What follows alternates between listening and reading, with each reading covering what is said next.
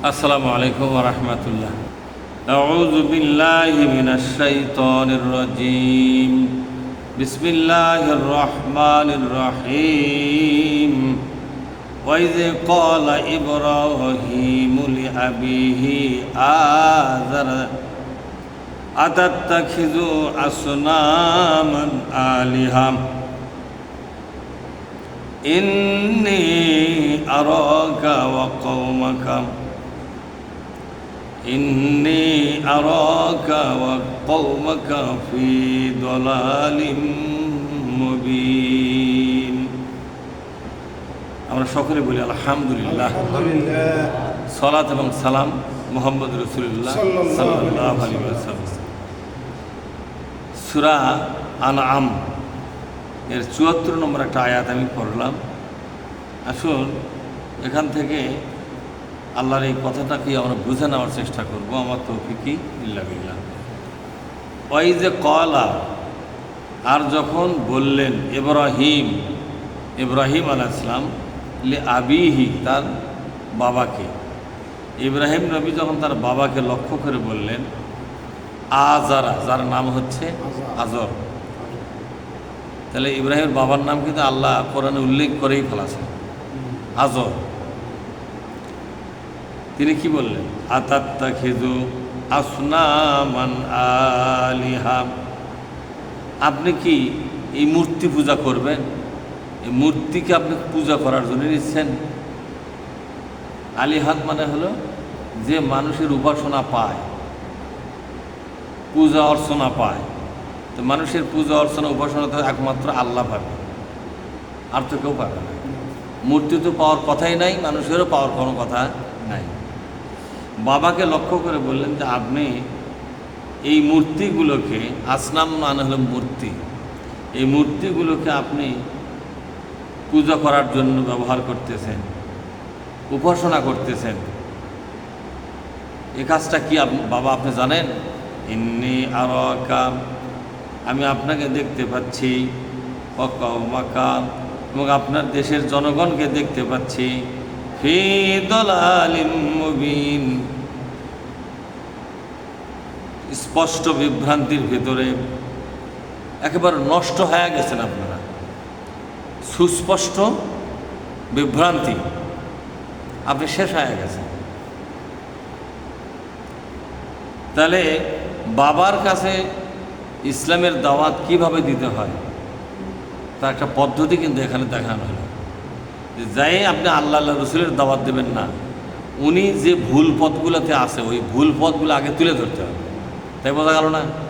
যে আগে ভুল পথগুলো তুলে ধরো, যে আপনার এই পথগুলো কিন্তু ভুল। তখন ওরা বলবে যে তার সঠিক করলে, যখন সঠিক চাবে তখন তাদেরকে সঠিক কথাটা বলতে হবে। আগেই যায় যদি আমরা আগাম কথা শুরু করে দিই, অনেক লোক বলে না আপনি আমাকে ভুল ধরে বেড়াচ্ছেন কেন, আপনি কী খবরাচ্ছেন কয়া যান। ইসলামের এটা বিধান নয়। ইসলামের বিধান হলো যে আপনারা কী কী ভুলের মধ্যে আছেন, এই ভুলে কতখানি সর্বনাশ হবে, এই জিনিসটাকে তুলে ধরে। মানুষের ভুল না ধরলে তো সে লোক সংশোধন হওয়ার চিন্তা করবে না। তাহলে এখানে পদ্ধতি হলো, যেমন একটা ব্যবসার কথা বলি, আপনি যা বলছেন যে এই আইটেমগুলো নেন, এই আইটেমগুলো নেন, এই কালারগুলো নেন, এ কথা বেশিক্ষণ চলবে না। এটা পদ্ধতি নয়। পদ্ধতি হলো ভাই কী কী মাল নিয়েছেন, বলে এই মাল কিন্তু কিছুদিনের মধ্যে নষ্ট হবে। মানে প্রথম আগে ভুলগুলো ধরে দিতে হবে। এখন কথা ক্লিয়ার হচ্ছে কি, প্রথম আগে ভুলগুলো আমাদের ধরে দিতে হবে। ধরে দেওয়ার পরে তারপরে আসল কথাটা বলতে হবে। ইব্রাহিম আলাইহিস সালাম তার বাবাকে বললেন যে আপনারা এই ভুল পথে পা দিয়েছেন। মূর্তির পূজা করা, মূর্তির পূজা অর্চনা করা, এটা একটা ভুল পথ। এই পথে পা দিয়ে আপনি সহ গোটা দেশের জনগণই একবারে নষ্ট হয়ে গেছে। এটা ধ্বংসের পথ, জাহান্নামে যাওয়ার পথ। وَكَذَلِكَ نُرِي إِبْرَاهِيمَ مَلَكُوتَ السَّمَاوَاتِ وَالْأَرْضِ وَلِيَكُونَ مِنَ الْمُوقِنِينَ আল্লাহ পাক বলছেন, এইভাবে করে আমি ইব্রাহিম আলাইহিস সালামকে আকাশমণ্ডলীর এবং পৃথিবীর সমস্ত পরিচালনা পদ্ধতি এবং ক্ষমতা এগুলোকে আমি প্রত্যক্ষ করালাম। কীভাবে করাছে আল্লাহই জানে। ইব্রাহিম আলাইহিস সালামকে এই যে সৌরমণ্ডল আছে না, এই সৌরমণ্ডলে কোন তারকা কোন দিকে যাচ্ছে, কার হুকুম সেখানে কার্যকর হচ্ছে, সূর্যটা কিভাবে চলে, কোন হুকুমের আওতায় চলে, এই মহাশূন্যের ভেতরে কি কি ঘটনা ঘটতেছে এবং এই পৃথিবীর কোথায় কি ঘটনা আল্লাহ ঘটাচ্ছে, কিভাবে হুকুমগুলো আল্লাহ কার্যকর করতেছে, আল্লাহ পাক বলছেন আমি সব কিছু ইব্রাহিমকে দেখাছিলাম। সুবহানাল্লাহ। আমাদের নবীকে দেখাচ্ছে আল্লাহ মিরাজে নিয়ে যায়, আর ইব্রাহিমকে আল্লাহ তাআলা মিরাজের কথা বলেনি, কিন্তু বললো যে আকাশ আর জমিনের সকল ক্ষমতার ব্যাপার স্যাপারগুলো আমি তাকে আমি দেখালাম। وَلِيَكُونَ مِنَ الْمُوقِنِينَ। আল্লাহ পাক বলছেন আমার ইব্রাহিম বিশ্বাসী লোকদের অন্তর্ভুক্ত ছিল। আল্লাহ বিশ্বাস কাকে বলা হয়, এটা আমার ইব্রাহিমকে দেখে তোমরা শেখো। তোমাদের মধ্যে যে আল্লাহ বিশ্বাসটা আছে, এই বিশ্বাস কেমন, আর আমার ইব্রাহিমের মধ্যে যে আল্লাহর প্রতি বিশ্বাস ছিল সেটা কেমন তা নিজের চোখে দেখো। আল্লাহ পাক বলছেন ফালাম্মা জান্না আলাইহিল লাইল রাআ কাওকাবা। আমার ইব্রাহিম রাত্রিবেলা যখন নিজেকে হাজির করতে পারল, অর্থাৎ রাত যখন লেগে গেল, তখন সে একটা বড় তারকা দেখতে পেল, বড় একটা নক্ষত্র। রাতের বেলা সে আকাশে তাকায় দেখে বিশাল একটা নক্ষত্র। তো রাতের বড় নক্ষত্র কোনটা? আমাদের বড় একটা নক্ষত্র দেখা যায়, তারা দেখা যায় যেটা সবচেয়ে বড়, এই নক্ষত্র দেখার পর কলা তিনি বললেন হাযা রব্বি, সম্ভবত এটাই আমার রব হতে পারে, সম্ভবত এটাই রব। এই দুনিয়ার সব তারকাগুলোকে আলো দিচ্ছে, তার আলোটাই সবার চেয়ে বড়, তার মানে এই সবাইকে আলো দিচ্ছে এবং এই পৃথিবীকে দেখে শুনে চালাচ্ছে, এ আমার রব হবে। তিনি বললেন ওই তারকা আমার রব, ওটা আসলে তারকা নয়, ওটা আমার রব, ওটা আমার মালিক। ফালাম্মা আফালা, যখন ওই তারকা এক সময় ডুবে গেল আর দেখা যায় না, কলা তিনি বললেন লা উহিব্বুল আফিলিন। কোন আল্লাহু আকবার। আল্লাহ পাক বললেন, ইব্রাহিম তখন বলল এটা আমার কি করে রব হতে পারে যে ডুবে চলে যায়, সৃষ্টি জগৎকে দেখা বাদ দিয়ে হারিয়ে যায়, এটা আমার কোনোদিন রব হতে পারে না। রব তিনি হবেন যিনি কোনোদিন হারাবেন না। তিনি যদি হারিয়েই যায় তাই গোটা জগৎকে কে দেখবে? এই তো আমার রব হতে পারে যে হারিয়ে চলে গেল, মিশা গেল। ফালাম্মার আল কমারা বাযিগান, যখন তিনি দেখতে পেলেন উজ্জ্বল চাঁদ, স্নিগ্ধ চাঁদ, পূর্ণিমার চাঁদ যখন দেখতে পেলেন, তিনি তখন বললেন কলা হাযা রব্বি, এটাই হলো আমার রব। এত সুন্দর চাঁদ, এটা রবই হবে, এটা আমার রব, মানে সৃষ্টিকর্তা, লালন পালন কর্তা। ফালাম্মা আফালা, চাঁদ যখন ডুবে গেল, ওরা কিন্তু একই রাতের ঘটনা, এক এক রাতে এক একটা ঘটনা ঘটতেছে। চাঁদ যখন ডুবে গেল, ক্বালা, ইব্রাহিম আলাইহিস সালাম বললেন লা ইল্লাম ইয়াহদিনি রব্বি,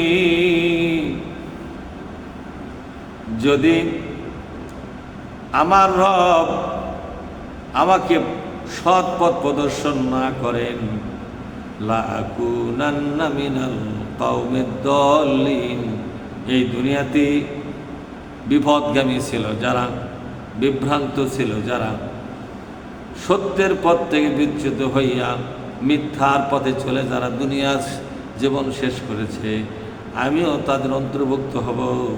সত্যিকার সৎ পথ আমি কোনোদিন খুঁজে পাবো না। যাকে রব বলতেছি তাই হারিয়ে যাচ্ছে, তাহলে আমাকে রাস্তা দেখাবে কি? আমাকে রাস্তা তাই আফসোস করে বললেন, যদি আমার আল্লাহ ফাইনলাম ইয়াহদিনি, আমার আল্লাহ যদি আমাকে হেদায়েত না করেন, রব্বি, আমার রব যদি আমাকে সঠিক পথ এবং সত্য পথের সন্ধান না দেন, লাকুনান্না মিনাল কওমিদ দল্লিন, এই দুনিয়াতে মিথ্যার পথে চলে যারা শেষ হয়ে গেছে, আমিও তাদের মতো হয়ে যাব। পরবর্তী রাতে ফালাম্মা রাআশ শামসা বাযিগাতান, উজ্জ্বল সূর্যের আলো সহ সূর্য দেখতে পেল, ক্বালা হাযা রব্বি হাযা আকবার, তিনি বললেন, এটাই আমার রব, যেহেতু এটা সবার চাইতে বড়, সূর্য সবার চাইতে বড়, এটা মনে করে বলতেছে এটাই আমার রব। আমাদের জাতির পিতা দেখেন ইসলামকে কখন খুঁজে পাচ্ছে, চিন্তা করছেন আপনি?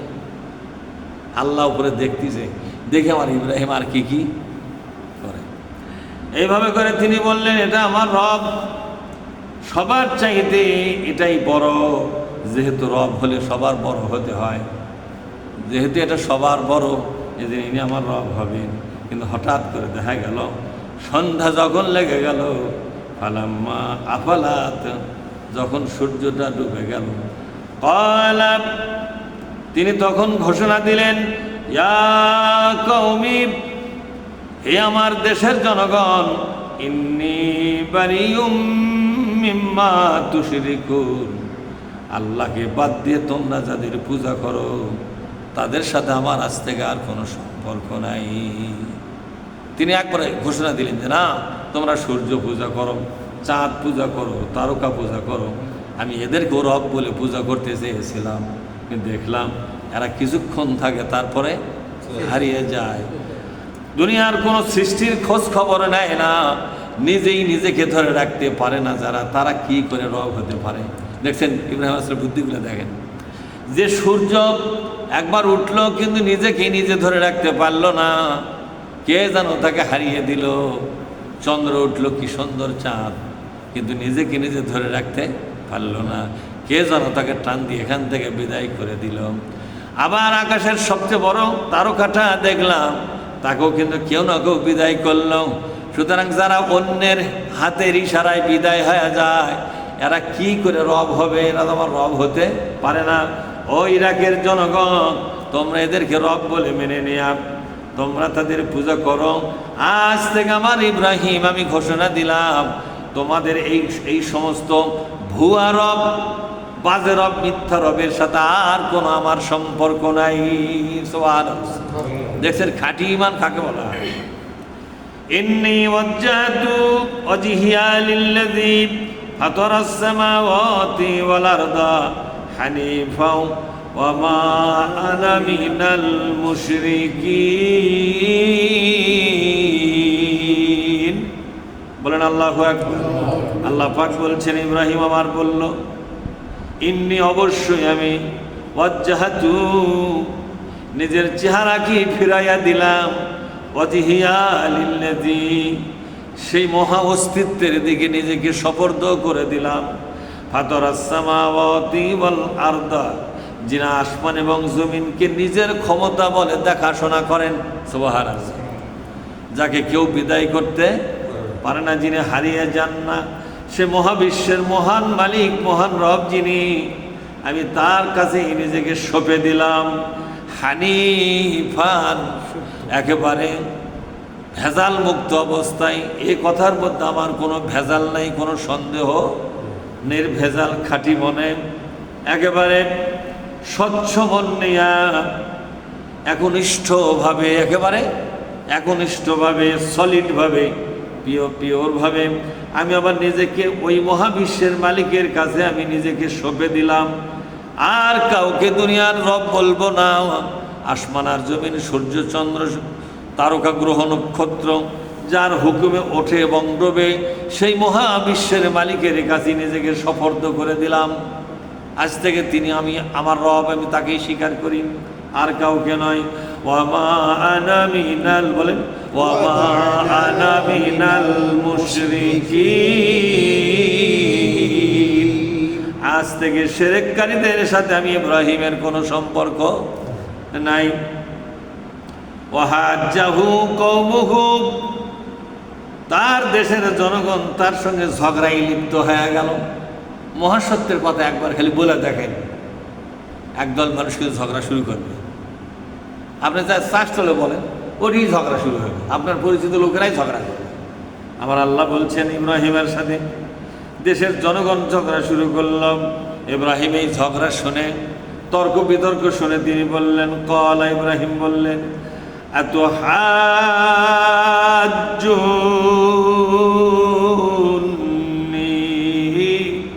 ফিল্লাহি ওয়াকাদ হাদান, তোমরা আমার রব সম্পর্কে ঝগড়া করো, অথচ আমার আল্লাহ আমাকে সত্যের পথ নিজের হাতে দেখায় দিয়েছে। সুবহানাল্লাহ। এতদিন আমি সত্য খুঁজতেছিলাম, কিন্তু আমার আল্লাহ দয়া করিয়া আমাকে সত্যের পথটা দেখায় দিল। ওয়ালা আখাফু, বলেন ওয়ালা আখাফু মা তুশরিকুনা বিহি, আমি কোনো ভয় করি না তোমরা যাদের পূজা করো সেই সমস্ত নেতা নেত্রী এবং মূর্তি যা আছে দেবতা, এগুলোর ব্যাপারে আমার কলিজার মধ্যে সামান্য পরিমাণ কোনো ভয় নাই। এই দুনিয়ার কোন নেতাকে পরোয়া আমি করি না। তোর নেতা কে ছিল? নমরুদ। কে ছিল তখন? দুনিয়ার কোনো নেতাকে পরোয়া করি না, কোনো মূর্তিকে দেবতাকে পরোয়া করি না, কারণ আমি জানি এদের হাতে কোনো ক্ষমতা নাই। আমার ভালো মন্দর চাবিকাঠি একমাত্র আমার আল্লাহ রব্বুল আলামিনের হাতে। সুবহানাল্লাহ।